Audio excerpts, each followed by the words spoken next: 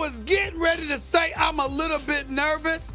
I don't know what the hell is going on. I was worried about the Boston Celtics or whatever, but I'm a bit preoccupied. Because I just saw that outfit that Kendrick Perkins is having, that he's got on right now. I don't know what the hell is going on.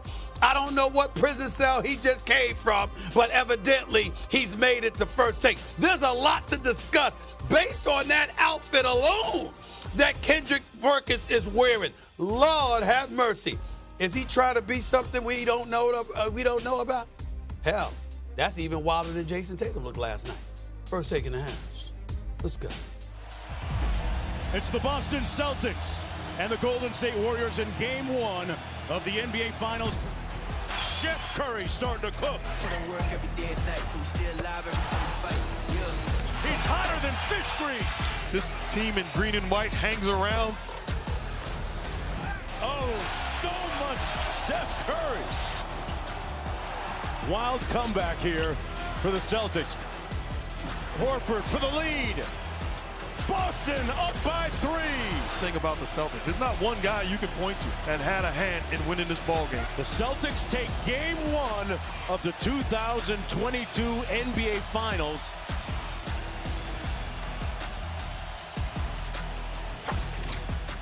Game 1 is in the books, and I am crewed up. Good morning, everybody. Welcome into First Take. That is Tim Legler. Good to see you. It's been a minute. Stephen A. from the Bay Area, and Perk and his get-up will join us in just a second.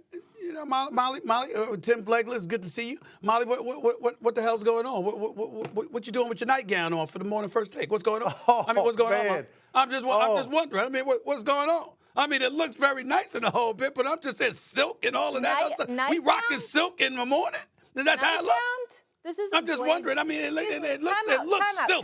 Time out. You're already talking too much. This is, first of all, where is your blazer? Right. That's the first thing. Okay, where is your blazer? I can explain. Hold on, because you just talked for about 30 seconds straight. Second of all, I am in a blazer dress. This is not a nightgown. Is that a blazer? This is a blazer dress. When I stand up, you will see. And all of that stuff. No, it is a full blazer with buttons. Okay. You see the shoulders. Okay. This is not nightwear. Okay. Where's your jacket? I'm just saying. Where's your jacket? Because this is like Game 1. It was Game 1 of the finals. I thought you'd dress up today. It was wrinkled, and I couldn't come on the air. With blazer. So come on. I just said, you got to get the Downy spray on. The spray on, man. It fixes the wrinkles. It doesn't work. It doesn't work. I'll get one of those blazers you're wearing, Molly. How about that? Let's go. Don't hate. We know the Warriors like to turn it up in the third. Well, the Celtics matched that energy in the fourth and then some. The Celtics outscored the Warriors 40-16 in the fourth quarter to turn a 12-point deficit after 3 into a 12-point win. Boston's plus 24 scoring margin matched the largest in any quarter in finals history and was the best in any fourth quarter. Steph had 34, 5, and 5 in the Game 1 loss in the Bay, but you can't shake Steph Curry. Not ideal, but believe in who we are, how we deal with adversity. Excuse me. How we responded all year, how we responded in the playoffs after a loss. So learn a lot from that fourth quarter. Obviously, they made a lot of shots. Seemed like, I think they didn't miss until deep into the fourth. That's kind of who we've been all year. Tough grinders, a resilient group that we can always know we can rely on our defense to kind of buckle down when needed. Impressive against a really elite scoring team. They hit 21 threes, and Marcus Smart, Al Horford, and Derek White combined for 15 of them. Okay, again, let me reiterate the numbers from the fourth quarter last night.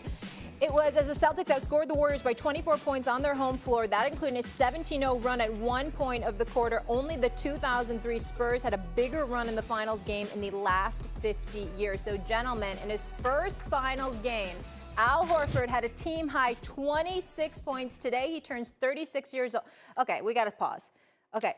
What is happening? Did you go to Alcatraz? What the hell is that? I don't even know what is happening. Motley, I'm telling you, look, they reopened Alcatraz because they had to find room to put the Golden State Warriors in the place where they wouldn't be bothered. Because you know what happened last night? Bam! They got the handcuffs put on in the fourth quarter. 16 points in the fourth quarter. Molly, you don't even have to tee me up. I'm ready already. Listen, this is what happened. People got to talking about, the Golden State Warriors and how much experience they had and all this. And I said, listen, the Celtics are going to win game one. And you know why the Celtics won game one? Because let me tell you what experience is.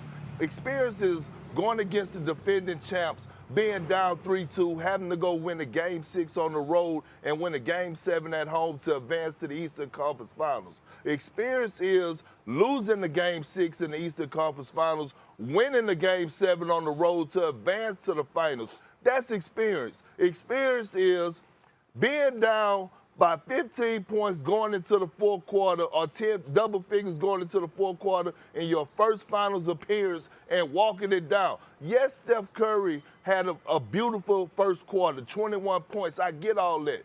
But at the end of the day, it comes down to this. Offense will win you games, but defense will win you championships. We can talk about the three-point shots that the Boston Celtics made last night in the fourth quarter, which was very necessary. The ball movement was beautiful, but they held the Golden State Warriors to 16 points. 16.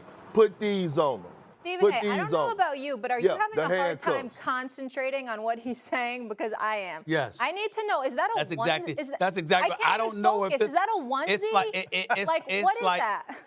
it's like a cross between Mr. T and the A Team, or Martin and Martin Lawrence and Whatever. Eddie Murphy Whatever. in life. Whatever. I mean, I'm like, Whatever. just listen, my brother. You know what I'm saying? I'm just saying that it threw me off. I mean, you don't expect to just to have that blasted on your screen at 10 in the morning. It threw me the hell off. But I'm here with you. I'm here with you. Be you. You deserve it because, like you said, you got those handcuffs. It is apropos. I get where you're coming from.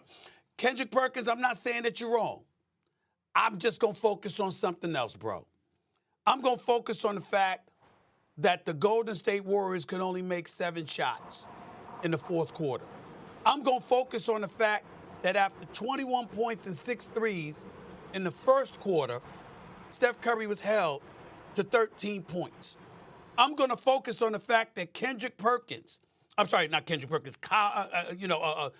Thompson had a relatively pedestrian game, and Jordan Poole was completely, utterly rattled.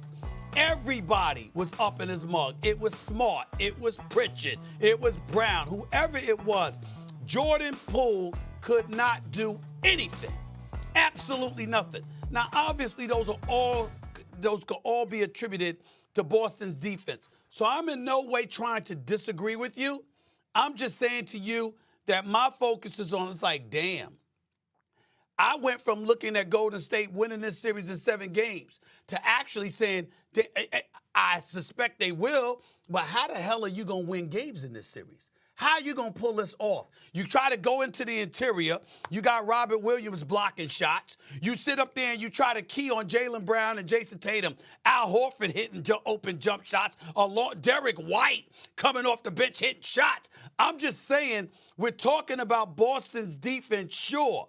But let's understand that if Derek White, Tim Legler, and Al Horford and Marcus Smart are going to shoot that way, Golden State doesn't have a chance.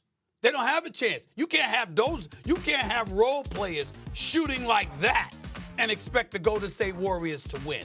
That's what I walked away thinking. It scared the living hell out of me.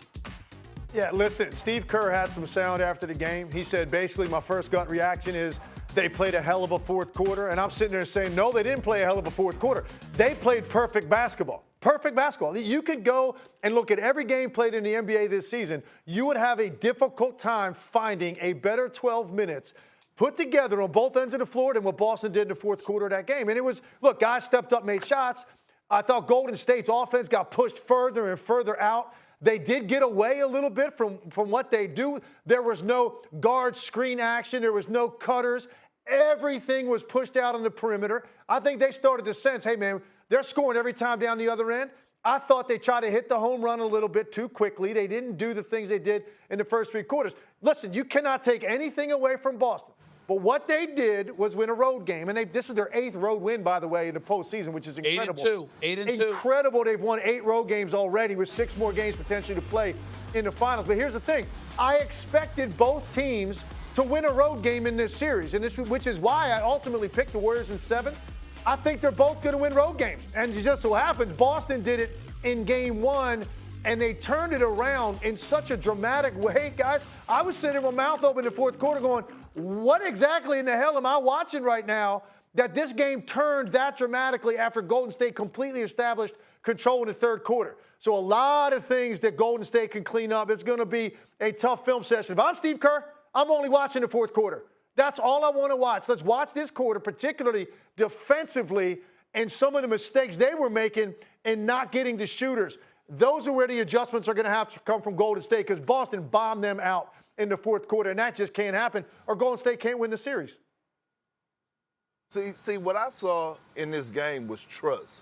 What I saw was Jaylen Brown and Jason Tatum have trust in the others. The Golden State Warriors did a great job of loading up on Jason Tatum last night. He had 13 assists. So you know what that's going to do for Game 2? Now all of a sudden in Game 2, everybody on the Golden State Warriors is now going to respect Al Horford. They're going to respect Derek White, which is now going to open up driving lanes and driving gaps and give Jason Tatum and Jaylen Brown those one-on-one isolations. Now let me get to Jordan Poole for a second.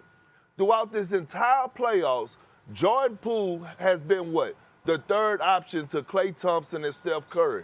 Meaning when he goes into ball games, he's primarily guarded by somebody that's not really considered a defender.